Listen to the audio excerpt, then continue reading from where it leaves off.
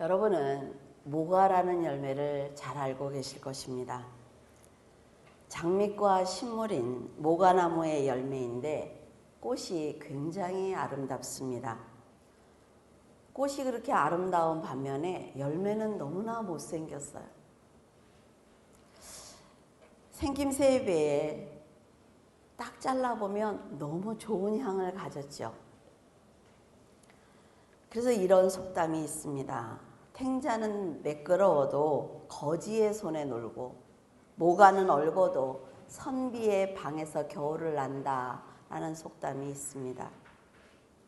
사람들은 모가가 모양도 밉고 단단하기까지 하기 때문에 별로 쓸모가 없다는 생각을 하지만 관심을 갖고 모가를 연구하면서 모가가 기관지와 소화기관에 많은 도움을 준다라는 것을 밝혀냈다고 해요. 세상은 예수님을 초라하고 못생긴 모가처럼 대하고 있습니다.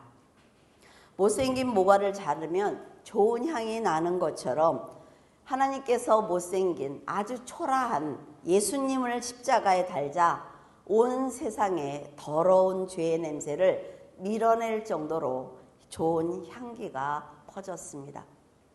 그리스도를 믿는 성도들에게 예수님은 좋은 향이 나기 때문에 예수님의 좋은 향이 나기 때문에 하나님께서는 성도를 이렇게 품으면 예수와 같은 향이 나네. 그리고 사랑하시는 거예요. 우리가 잘나서가 아니라 여러분들 왜 향수를 뿌립니까? 그 향 때문에, 그렇죠? 우리가 예수 그리스도를 품고 있기 때문에 하나님은 우리에게 속아주시는 거예요. 하나님은 속아주시면서 우리에게 영적 권세를 주십니다. 예수와 똑같이 일할 수 있도록 내가 너희들에게 권세를 줄게. 하나님의 마음이라 말이죠. 그런데 안타깝게도 진한 향이 썩으면 그 과일이 썩으면요 아주 이상한 냄새가 납니다. 좋은 향을 가진 성도가 세상과 섞여서 썩어버린다면 사람들은 악취 나는 성도 곁에 가까이 오지 않는다는 거죠. 그래서 성도들은 좋은 향을 간직하기 위해서 노력을 해야만 합니다. 우리가 본이 되기 위해서 올바로 살아내야 된다는 거죠. 그들이 하나님을 만나기도 전에 난 저 사람이 교회 다닌데 그래도 난 안 다녀. 이런 사람들이 너무나 많아요. 모가를 오래 저장하고 싶은 사람들은 모가를 자르고 설탕에 재어서 아주 깊은 맛을 냅니다. 이건 제가 하나님께 들은 말씀이에요. 내가 너를 모가와 같이 선택을 했어. 너는 세상에서 아주 쓸모가 없고 사람들이 너한테 관심이 없어. 그런데 내가 너를 선택을 했어. 왜? 네 안에 향이 있기 때문이야. 근데 나는 너를 오래 간직하고 싶었어. 그래서 고난이라는 칼로 너를 잘게 잘라서 부패하지 않도록 설탕에 재웠지. 너는 모르겠지만 그러니까 네가 오래 하나님의 향기를 가질 수 있는 거야 라는 말씀을 해주셨어요. 그래서 고난을 당해도 불평할 수 없습니다. 고난을 받는 것은 죽을 만큼 힘들고 고통스럽습니다. 누가 고난이 왔는데 할렐루야 막 이러는 사람이 어디 있어요? 또 시작이구나. 하지만 고난을 받는 과정에서 깊고 넓은 지혜를 배울 수가 있단 말이죠. 세상은 항상 악한 영이 개입하기 때문에 우리 인생 자체가 고난인 것입니다. 그러나 하나님의 은혜를 깨닫게 되면 고난을 누구든지 이겨낼 수가 있어요. 하나님의 자녀들은 세상과 가는 길이 전혀 다릅니다. 생각하는 차원이 다르다는 걸 성도들이 알고 있어야 된다는 거죠. 이것을 성도들 스스로 인정하지 않는다면 결국 땅의 것만 찾을 수밖에 없어요. 물론 세상이 성도들을 바라보는 눈은 온전하지 않습니다. 다 곡해해서 들어요. 또 하나님 믿으니까 저런 말을 하지. 이런 말들을 한단 말이죠. 하나님처럼 품어주지 않고 무조건 편들어주지도 않습니다. 긍휼을 베푸시면서 용서하시는 우리 하나님과는 달리 조금의 잘못도 질책하고 정죄하는 곳이 바로 세상이에요. 하지만 하나님의 사랑을 받은 성도들은 한 영혼이라도 천국으로 인도하기 위해서 모가처럼 자신을 스스로 자르고 그 향을 잃지 않기 위해서 노력해야만 합니다. 예수님처럼 영혼을 사랑하는 마음으로 땅끝까지 복음을 여러분은 전하시기를 바랍니다. 성도들은 비록 세상에 살고 있지만 위의 것을 소망해야 된다 말이죠. 거룩하게 산다면 하나님께서는 더 많은 일을 감당할 수 있도록 땅의 것을 복으로 주시는 거예요. 왜냐하면 우리의 도구이기 때문에 그렇습니다. 건강을 주시든 재물을 주시든 사람을 붙여주든 우리가 위의 것을 소망하면 일할 수 있도록 도와주신다는 거지요. 그리고 거기에 영적인 능력을 주시는 거예요. 여러분은 물질과 능력과 편안함을 위해서 기도하시기를 바랍니다. 막 속물 같아요, 목사님. 내가 이렇게 기도하는 게. 아니요. 세상에서 평안해야만 옆에서 고난을 당하는 형제를 도울 수가 있어요. 땅의 모든 것을 만드신 분이 하나님이기 때문에 원하는 목적이 분명하다면 하나님께서는 반드시 응답하실 것입니다. 우리가 원하는 것들은 곧 썩어 없어질 가치 없는 것들이라 말이죠. 그런데 하나님은 성도들의 간구를 들으시고 응답하시면서 기쁨을 주고 계십니다.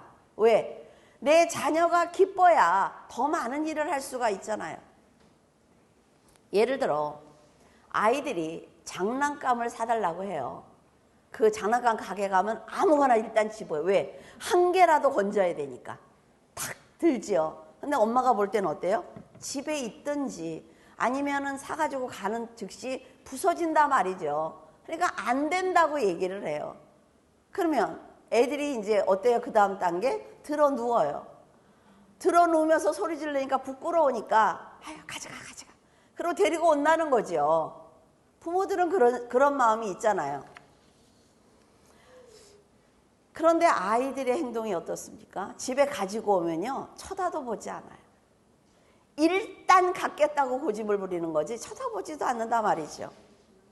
하나님께서 땅의 것만 바라보면서 간구하는 우리들에게 이따가 조금만 기다려, 그거보다 더 좋은 걸 줄게, 그러는데 우리들은 어때요? 기다리지 않아요. 그걸 달라고 날마다 운다는 거죠. 지금은 땅만 바라보면서 흙으로 돌아갈 그런 가치 없는 것을 달라고 울고 있지만 하나님께서 우리에게 말씀하시기를 너희들이 조금만 기다리면서 조금만 더 성장하면서 위의 것을 바란다면 네가 지금 원하는 게 얼마나 가치 없고 유치한 것인지 알게 될 거야. 조금만 더 기다려 줄래? 근데 우리는 어때요? 그러지 못한다는 거죠. 세상에 복을 주시는 것, 지금 우리에게 주시는 걸 주면 그냥 금방 버릴 거고 아니면 그걸 갖고 정말 안 좋은 행동을 할 것이라는 걸 하나님이 아시지만 우리들이 간구하면 하나님은 응답하십니다. 여러분이 기도하면요 하나님은 반드시 주셔요. 그런데 하나님께서 우리에게 세상의 복을 주실 때가 있습니다. 물질을 주시든 건강을 주시든 정말 어떤 권력을 주실 때가 있어요. 왜요? 위의 것을 위한 도구로 주시는 거예요. 하늘에 소망을 둔 성도는 세상의 것이 가치 없고 쓸모없는 것으로 생각하는 것이 아니라 땅의 것을 도구로 위의 것을 드러내기 위해서 헌신해야 합니다. 잘 사셔야 돼요. 고생하시면 안 됩니다. 그런데 그것을 가지고 하나님의 일을 해야 된다는 거죠. 성도가 아낌없이 하나님의 나라를 확장하기 위해서 세상의 것을 사용한다면 하나님은 그 성도가 하는 기도는 다 응답하실 것입니다. 넓은 바다가 앞에 있는데도 땅만 보면서 돌을 줍는 아이가 있어요. 이번에 보니까 건이가 그러더라고요. 바다도 보고 이렇게 하늘도 보면 좋겠는데 그냥 그 깨진 쪼가리 줍느라고 애가 아무것도 안 봐요. 되게 안타깝더라고요. 저것 좀 보라고, 저것 좀 보라고. 근데 부모는 어때요? 저 넓은 땅, 저기 바다도 좀 봐. 저 넓은 하늘 좀 봐. 그렇게 얘기하잖아요. 그렇죠? 하나님도 마찬가지입니다. 자녀들이 하나님께 심판받을 이 세상의 것만 바라보기 때문에 안타까운 거예요. 그러지 말고 영원한 소망이 있는 저 천국을 한번 바라보면 어때? 라고 우리에게 정말 하루 이틀 아니요 몇십 년을 말씀하시죠. 그러나 우리는 변하지 않습니다. 2절과 3절을 보면 위의 것을 생각하고 땅의 것을 생각하지 말라. 이는 너희가 죽었고 너의 생명이 그리스도와 함께 하나님 안에 감추어졌습니다. 그 투명한 공 생각나시죠? 성도들은 이제 죄에 대해서 죽은 자들입니다. 그리스도를 믿는 믿음 안에서 율법에 대해서 죽은 사람들이에요. 그래서 세상과 땅의 것을 애착을 갖지 말아야 합니다. 하늘의 소망을 가진 성도에게 땅의 것은 액세서리에 불과하다 말이죠. 하나님께서 보실 때 세상은 쓰러져가는 초가집과 같아요. 그래서 하나님이 아빠가 내 자녀에게 집을 하나 주기 위해서 땅을 사서 아주 좋은 집을 마련했어요. 그래서 옮기자. 그런데 딸이 뭐예요? 나는 그 집을 아직 보지 못했으니까 싫다는 거죠. 내가 이거를 뺏길까봐, 이 초가집이라도 못 가질까봐 싫다고 우는 거예요. 그럼 아빠 마음이 어떻겠습니까? 자녀에게 주시기 위해서 예수님께서 뭐라 그랬어요? 내가 너희들이 마련할 집을 마련하고 나면 내가 너희들에게 올게. 오실 날이 얼마 남지 않았다고요. 우리가 세상을 보면. 그런데도 가지 않겠다고 우니까 그것처럼 난감한 일이 없습니다. 위의 것을 찾으라는 말에서 찾는다는 말은 얻기 위해서 애쓴다, 열망한다 라는 뜻을 가지고 있습니다. 그리고 땅의 것을 생각하지 말라는 말에서 생각한다는 것은 내 마음에 둔다는 거예요.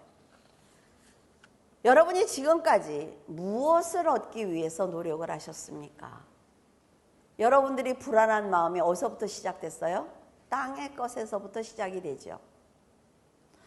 여러분은 지금 여러분의 마음속에 어떤 것을 두고 있습니까? 혹시 하나님보다 더 큰 건 아니에요? 성도들이 하나님의 나라를 확장하기 위해 열망을 가지는 것은 전쟁할 때처럼 목숨을 다해서 쟁취해야 하는 것입니다. 성도들이 이 땅에서 어떤 것에 관심을 두느냐에 따라서 구원받을 백성의 수가 달라집니다. 노아 곁에 얼마나 많은 사람들이 있었을까요? 같이 그 방주를 지어주고 같이 밥을 먹고 노아의 말을 듣고 그런 사람들이 수없이 많았을 거예요. 그런데 그들은 그 방주에 타지 않았다는 것입니다. 우리가 사는 목적이 너무나 중요하다는 거죠. 성도들이 땅의 것을 생각하면 세상은 죄가 관영하기 때문에 더 이상 희망이 없는 소돔과 같아요. 그래서 하나님은 채찍을 드실 수밖에 없습니다. 그리스도께서 새 생명을 받은 성도들이 썩은 것을 간구한다면 다시 사망이 왕노릇할 것이기 때문에 돌이킬 기회를 받는 것이 결코 쉽지 않다는 것입니다. 하나님을 모르는 사람 어디 있습니까? 열정적으로 하나님을 위해서 다 헌신합니다. 그런데 어느 날 내 마음에 서운함이 들어와서 어둠이 나를 정복하면 여러분 그것을 밀어내기가 결코 쉽지 않아요. 왜냐하면 나도 했다는 거죠. 나도 봉사해봤어. 나도 헌신해봤어. 나도 그만큼 헌금해봤어. 이게 죽이는 거예요. 그래서 골로새서 2장 21절에 보면 세상을 붙잡지도 말고 맛보지도 말고 만지지도 말라라고 하고 있습니다. 흙으로 만들어진 사람은 세상과 본질이 같기 때문에 한번 붙잡고 맛보고 만지면 절대로 쉽게 놓지 못합니다. 제가 한동안 이제 교회 날마다 오다가 집에서 이렇게 출근을 안 하고 집에서 일해보자 그랬더니요. TV를 보는 시간이 굉장히 늘더라고요. 왜냐하면은 걔는 틀어놓고 가만히 누워있으면 혼자 떠들면 금방 한두 시간이 가요. 성경을 읽을 때 한두 시간 갑니까? 그래서 걱정이 되는 거예요. 그래서 기도를 했지, 하나님한테. 큰일 났습니다, 하나님. 그랬더니 뭐라고 그러시냐면, 세상의 쾌락과 즐거움, 이런 모든 것들은 낚싯줄을 던지는 것과 같아요. 그래서 가서 딱 박히면 빠지기가 힘들다는 거죠. 그래서 반드시 대가를 치러야만 그 낚싯바늘을 뺄 수가 있다. 그러니까 처음부터 아예 던지지 마라는 말씀을 하시더라고요. 성도들은 예수님의 희생으로 영원한 생명을 받은 사람들입니다. 예수님께서 십자가를 지실 때 믿음을 가진 우리도 십자가에서 함께 죽었고, 예수님께서 부활하실 때 우리도 부활한 사람들이에요. 빌립보서 3장 19절에서 20절에 보면 그들의 마침은 멸망이요, 그들의 신은 배요. 신은 배요. 그러니까 신은 신발이 아니라 그들이 믿는 신은 내 배. 그 영광은 그들의 부끄러움에 있고 땅의 일을 생각하는 자라. 그러나 우리의 시민권은 하늘에 있는지라. 거기로부터 구원하는 자 곧 예수 그리스도를 기다리노니. 땅의 일을 생각하는 사람들은 예수 그리스도와 원수입니다. 그리고 그의 끝은 멸망이에요. 싫어도 소용없어요. 하나님이 정하신 법이기 때문에 우리가 절대로 바꿀 수 없습니다. 성도들의 시민권은 땅에서 하늘로 옮겨졌기 때문에 마지막 날 재림하시는 예수 그리스도를 기다리며 우리가 지금 살고 있는 것입니다. 여러분의 그 구원은요, 내가 믿어서 구원을 받는 게 아니에요. 하늘과 땅이 함께 일해서 그 열매가 우리라 말이죠. 그러니 기가 막힌 것 아닙니까? 그 성도들이 천국의 소망을 두지 않고 헛되고 헛된 땅의 것만 생각하고 있다면 하나님의 위로를 절대로 받을 수가 없습니다. 세상은 일시적이고 허무하며 많은 죄악으로 덮여 있습니다. 그래서 땅의 것은 아무리 많이 가져도 육을 벗으면요, 한 가지도 천국에 가지고 갈 수 있는 것이 없어요. 여러분들이 천국에 가지고 갈 수 있는 건 단 하나, 믿음입니다. 그래서 우리는 영원한 나라에 가져갈 수 있는 그 믿음을 찾아내야 된다는 거죠. 내가 무엇을 잘하는지 한번 생각을 해보세요. 내가 무엇을 좋아하는지 한번 생각을 해보세요. 그걸 가지고 헌신하면 돼요. 여러분들이 잘 못하고 하기 싫은 거는 와서 말씀하시면 됩니다. 하지 마세요. 왜? 아무리 헌신해도 그건 소용이 없어요. 내 안에 불만이 있기 때문에. 성도들이 해야 하는 일은 말씀에 순종하면서 믿음을 갖고 자신을 쳐서 복종하는 것입니다. 이것이 바로 가치 있는 일이고 선한 열매라 말이죠.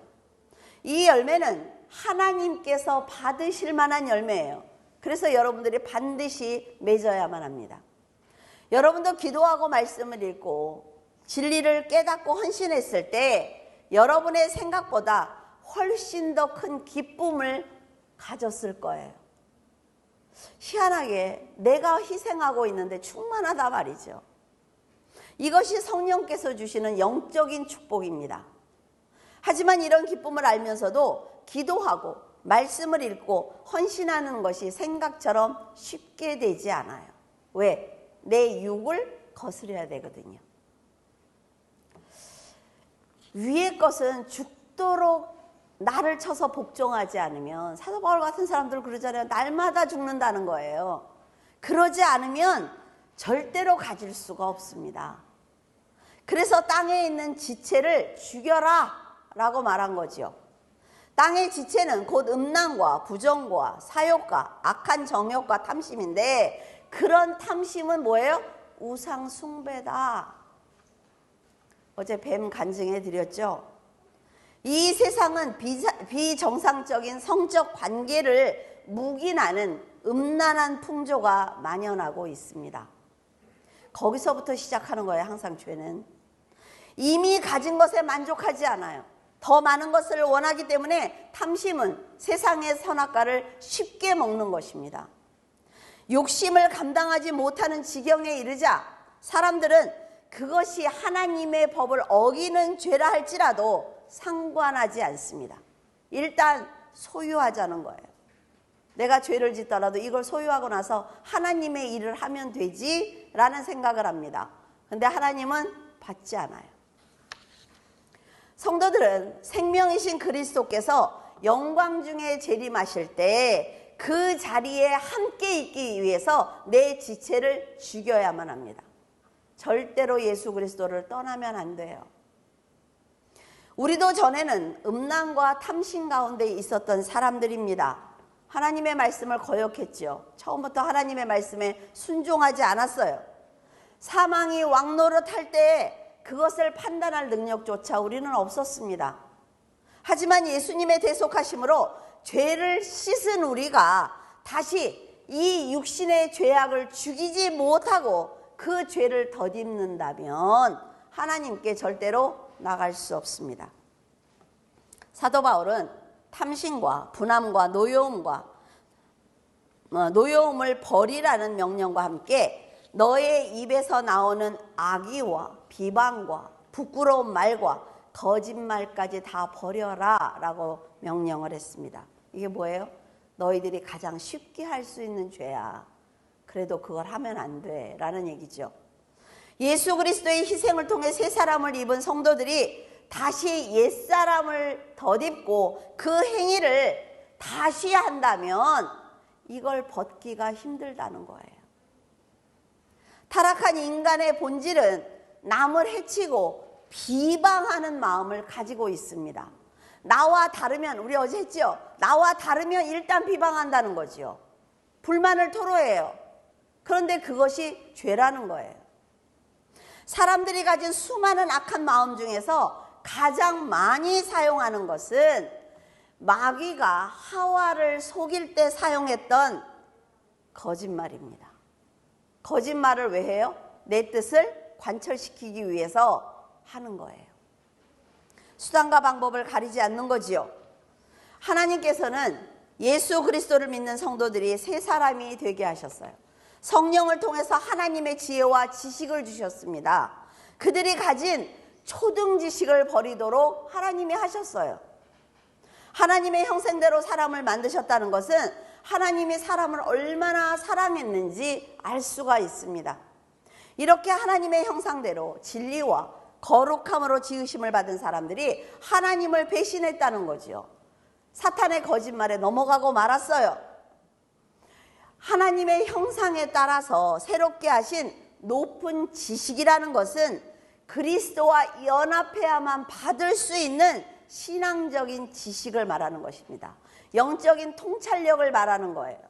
여러분, 사람을 보았을 때 그 사람이 어떤 사람인지 바로 알 수 있으면요, 사는데 큰 도움이 됩니다. 그 사람에게 그 말을 하지 못해서 그렇지, 여러분들이 주일날 왔을 때 얼굴을 보면 일주일을 어떻게 살았는지 대충 알 수가 있어요. 성도들이 위의 것을 찾아야 하는 이유는 바로 거룩하고 전능하신 하나님을 알고 깨닫고 높여드리기 위해서 성도들이 위의 것을 찾는 것입니다. 요한계시록 1장 7절에 보면 볼지어다 그가 구름을 타고 오시리라. 각 사람의 눈이 그를 보겠고 그를 찌른 자도 볼 것이요 땅에 있는 모든 족속이 그로 말미암아 애곡하리니 그러하리라. 아멘. 그리스도께서 구름을 타고 오신다는 건 재림을 말하는 것입니다. 그러니까 그 구름이 뭐냐, 그 구름이 그러면 천사냐 진짜 구름이냐 이걸 갖고 싸우고 그래요. 그냥 구름을 타고 오신다면 오시겠죠. 그렇죠? 그냥 성경대로 보면 돼요. 예수님은 분명 천사들과 함께 오실 것입니다. 먼저 구원받은 성도들과 함께 오실 거예요.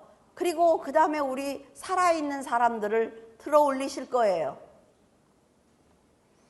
예수님께서 인류의 죄를 대속하기 위해 이 땅에 오실 때 완벽한 사람으로 오셔야 했습니다. 왜요? 피가 필요했으니까.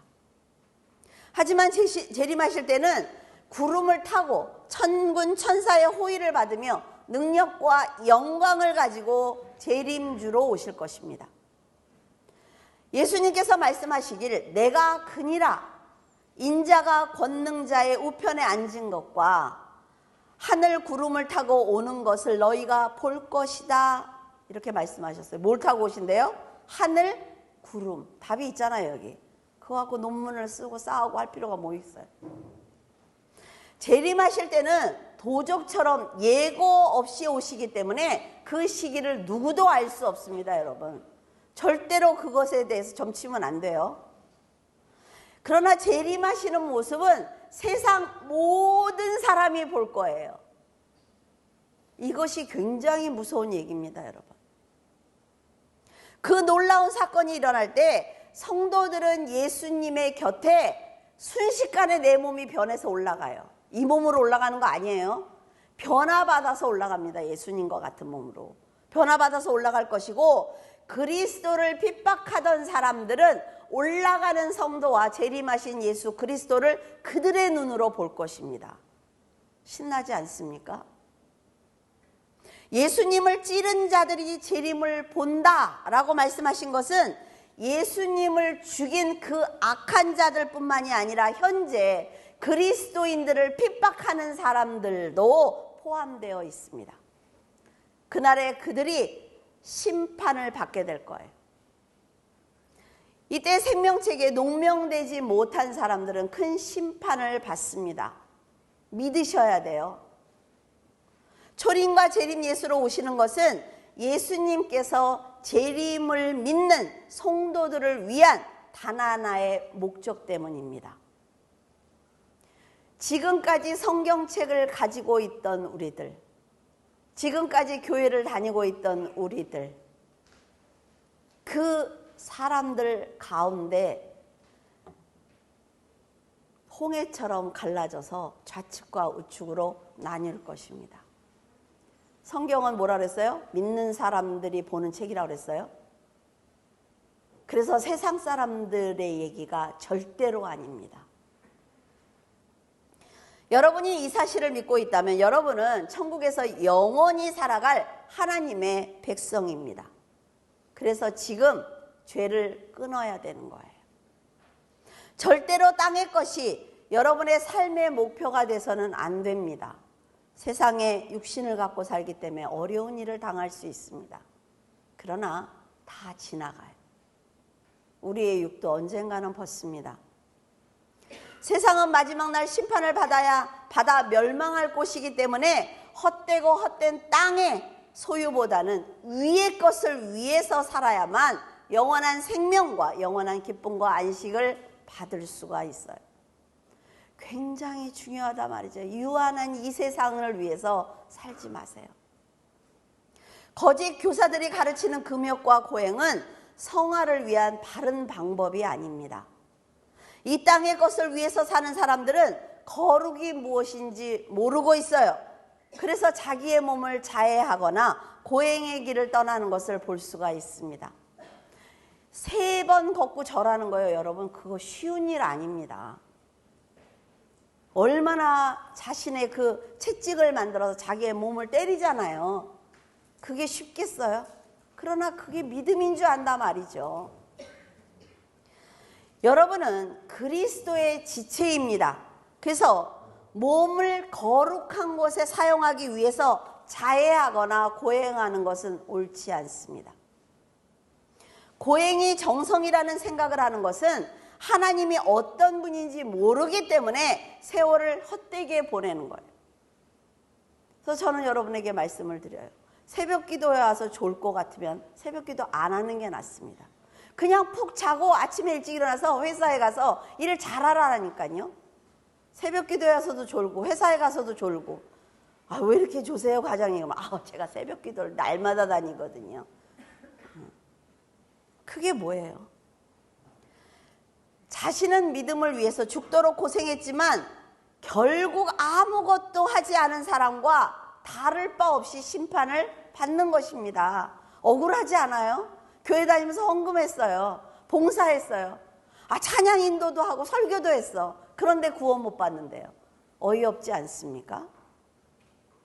성도들은 예수님께서 재림하실 때 함께 영광스러운 존재가 됩니다. 썩어질 땅의 것을 버리지 못하고 음란하고 부정하고 악한 정욕과 탐심을 갖는다면 하나님께서는 그 사람을 완벽하게 제외시킬 거예요. 하나님께서는 이런 모든 죄를 우상 숭배다라고 말씀을 하셨어요. 하나님께서 금지하는 법들은 사람들로 하여금 하나님을 떠나게 만들어서 사탄의 계획에 속는 것이기 때문에 절대 하지 말라라고 말씀하신 거죠. 예를 들어서 여러분이 이번에 홍수에 엄청 났잖아요. 그렇죠? 자기의 목숨을 던져놓고 구하는 사람들도 많았어요. 그런데 기껏 건져왔더니 뭐라 그래요?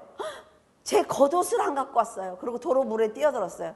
그러면 여러분 이러고 또 들어가요? 안 들어가요. 그 다음에는 천국 백성답게 살지 않으면 다시는 그에게 기회를 주지 않습니다. 자신의 목숨을 내놓고 겨우 지옥불에서 건져냈어요. 그런데 지옥불에서 지금 타고 있는 이 땅의 것이 안타깝다며 아깝다면서 다시 지붕에서 그 집으로 들어간다면 예수님께서 다시 십자가를 지실 이유가 없다는 것입니다. 로마서 1장 31절에서 32절 우매한 자요 배약하는 자요 무정한 자요 무자비한 자라 그들이 이 같은 일을 행하는 자는 뭐 한다고요? 사형에 해당한다고 하나님께서 정하셨다. 이게 뭐예요? 지옥불에 던진다. 자기들만 행할 뿐 아니라 또한 그런 일을 행하는 자들을 옳다 하느니라. 사람은요 악해지면 절대로 혼자 하지 않습니다. 자기 혼자 하지 않아요. 꼭 누구를 끌어들이죠. 하나님을 마음에 두기 싫어하는 사람들은 부정한 일과 탐욕을 보입니다. 이런 죄는 사형에 해당하기 때문에 용서받기가 쉽지 않습니다. 여러분, 무기징역이라도 받아야 좀 이렇게 줄어들잖아요. 근데 사형은 쉽지 않아요. 뒤집어지기가. 사형은 결국 용서받지 못할 죄를 지었다는 증거이기 때문에 믿음을 버린 자들은 다시 건짐을 받기가 쉽지 않습니다. 그런데 하나님께서는 좋으신 분이라, 제가 여러분에게는 이렇게 얘기를 하지만 하나님은 좋으시는 분이라 우리가 목숨이 끊어지는 그 순간까지 기회를 주세요. 근데 여러분, 받아들일 것 같습니까? 강팍한 사람들이 받아들일 것 같아요? 절대로 받아들이지 않습니다. 그래서 그들은 결국 마지막 날 심판을 받게 될 것이며 둘째 사망을 받게 될 것이기 때문에 그것이 하나님께서 말씀하신 사형입니다. 어둠의 자녀로 태어나 빛의 자녀가 되고 영벌을 받을 사람들이 영생을 얻는 것은 하나님의 특별한 은혜예요. 하지만 그 축복을 지켜내는 건 바로 우리들의 몫입니다. 이제 여러분은 헛되고 헛된 세상을 버리시기를 바라요. 하나님께서 맡겨주신 땅의 것으로 위의 것을 지키기 위해서 헌신한다면 불의한 재물로 헌신한 사람처럼 크게 칭찬을 받을 것입니다. 세상의 모든 것은 불의한 재물이에요. 하나님께서는 헬라인이나 유대인이나 헬라파나 무할레파나 야만인이나 수구디아인이나 종이나 자유인들에게 차별을 두지 않고 모두 구원받기를 원하고 계십니다. 구원은 특권층이 받는 게 아니에요. 아유, 저 사람은 받을 거야. 이러지만 그렇지 않습니다. 예수 그리스도를 믿는 모든 사람들에게 차별 없이 주셨어요. 성도들이 뭐예요? 금수저라 말이에요. 금수저. 세상에 금수저만 부러워하지 말고 땅에 있는 지체를 죽이고 하나님의 형상을 따라서 거룩한 삶을 산다면 하나님이 그 사람이 어떤 처지에 있든 상관하지 않고 구원이라는 복을 주십니다. 근데 우리는 너무 쉽게 생각해요. 구원을.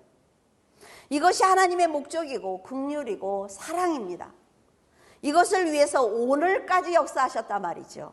그 역사를 통해 우리를 구원의 반열에 올려놓으셨어요. 그리스도가 계신 그곳에 우리를 올려놓으셨다니까요. 이제 여러분이 하실 차례입니다. 여러분은 그리스도의 선하고 진실하고 거룩한 옷을 입고 하나님의 이름을 높이는 성도가 되어서 세상 마지막 날 재림하시는 그리스도의 곁에서 평안과 안식을 누리며 활짝 웃는 성도가 되기를 바랍니다. 기도하겠습니다. 사랑의 하나님, 감사를 드립니다. 수련회를 통해 믿음의 형제들과의 관계를 이어가게 하시고 서로 사랑하고 품어주게 하시니 감사합니다. 수련회를 통해 혼자가 아니라 사랑으로 뭉쳐진 공동체라는 것을 알았사오니 더 낮은 곳에서 마음을 열고 주님의 사랑을 나타내는 성도로 살게 하여 주시옵소서. 하나님께서 창조하신 세계는 너무 아름답습니다. 그 한가운데 저희를 세워주신 하나님의 뜻을 잊지 않고 마지막 순간까지 한 영혼이라도 사랑하는 믿음을 잃지 않도록 은혜를 주시옵소서. 저희들 준비한 모든 순서를 끝내고 집으로 돌아가려고 합니다. 집에 도착할 때까지 주님께서 눈동자와 같이 지켜주시고 집에 돌아가서 수련에서 받은 은혜와 따뜻한 형제의 사랑을 잊지 않도록 도와주시옵소서. 저희들이 받은 그 은혜를 쏟아버리지 않도록 사탄이 곁에 있는 가족들과 마음이 상하게 하는 일을 만들어도 분내게 해도 저희들은 지혜롭게 영적 권세로 물리치는 승리를 맛보게 하여 주시옵소서. 이제는 영적 분별을 하게 하시고 성령의 검으로 사탄의 계략을 무산시켜서 하나님의 자녀로서 부끄럽지 않은 삶을 살게 도와주시옵소서. 언제나 저희들의 마음이 상하지 않도록 지켜주시는 예수 그리스도 이름으로 기도드립니다. 아멘.